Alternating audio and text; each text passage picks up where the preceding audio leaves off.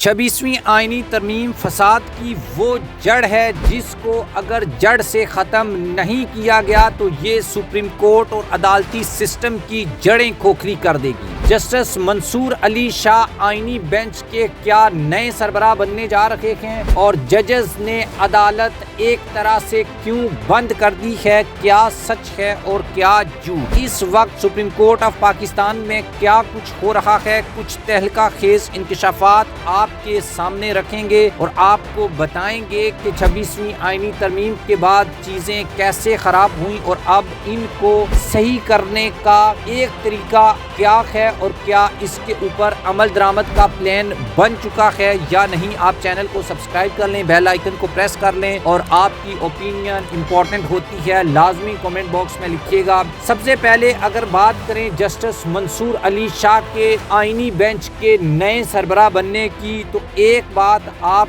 کو پہلے بھی شاید بتائی تھی لیکن اگر نہیں آپ کو یاد تو بتا دیتا ہوں کہ جسٹس منصور علی شاہ واحد اور اتنے کریڈیبل جج ہیں کہ ان کے اوپر کوئی بھی انگلی نہیں اٹھا سکتا۔ بلاول بھٹو زرداری سے بھی جب یہ سوال کیا گیا تھا کہ نئے چیف جسٹس کون ہوں گے تو انہوں نے یہ کہا تھا کہ جسٹس منصور علی شاہ قابل بھی ہیں، میرٹ کے اوپر بھی ہیں اور سینئر بھی ہیں۔ تو اس کا مطلب یہ ہے کہ پاکستان پیپلز پارٹی جسٹس منصور علی شاہ کو چیف جسٹس آف پاکستان بنانا چاہتی تھی، لیکن پھر کیا ہوا کہ جسٹس منصور جو ہیں ان کو نہیں بنایا گیا اور چیف جسٹس یحییٰ آفریدی بن گئے۔ اب پاکستان پیپلز پارٹی نے ایک بار پھر مسلم لیگ سے ناراضگی کا اظہار کیا ہے اور ایک تو یہ بات کہی ہے کہ آئینی بینچز اور نئے جو ججز کی بھرتی ہونی ہے اس میں پیپلز پارٹی کو حکومت ایکول یعنی کہ برابر کی جو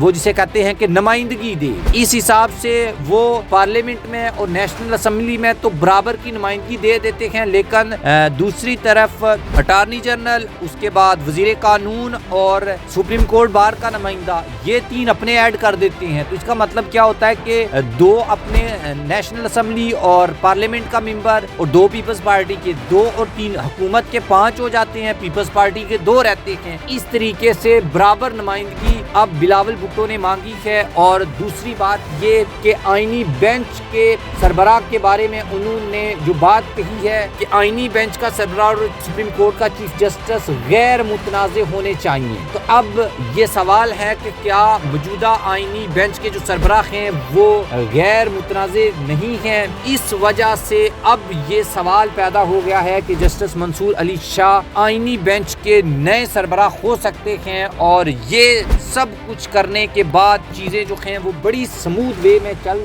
سکتی ہیں۔ اس کے اوپر عمران شفقت نے بھی ایک ویڈیو بنائی ہے کہ جسٹس منیب اور جسٹس منصور علی شاہ والا کھیل فائنل راؤنڈ میں شامل ہو گیا ہے اور آئینی بینچ کے جو سربراہ ہیں ان کو نشانے پر لے لیا ہے۔ نشانے پر کس نے لیا ہے؟ پاکستان پیپلز پارٹی نے لیا ہے۔ پاکستان تحریک انصاف تو پہلے دن سے ہی آئینی بینچ کے سربراہ کے بھی خلاف تھی اور 26ویں آئینی ترمیم کے بھی خلاف تھی۔ چیف جسٹس کا بھی ایک طریقے سے کہہ لیں خلاف ہی ہے۔ جب وہ پورے اس ترمیم کے بعد ہونے والی تعیناتیوں سے خوش نہیں ہے تو اس کا مطلب یہ ہے کہ اب چیزیں جو ہیں وہ بڑی سموتھ وے میں آگے چلیں گی۔ اور کیا پیپلز پارٹی یہ چاہے گی کہ جسٹس منصور علی شاہ آئینی بینچ کے نئے سربراہ بنے؟ کیونکہ یہ والا جو آئینی بینچ ہے یہ 2 ماہ کے لیے بنایا گیا تھا اور جسٹس امین الدین ہیں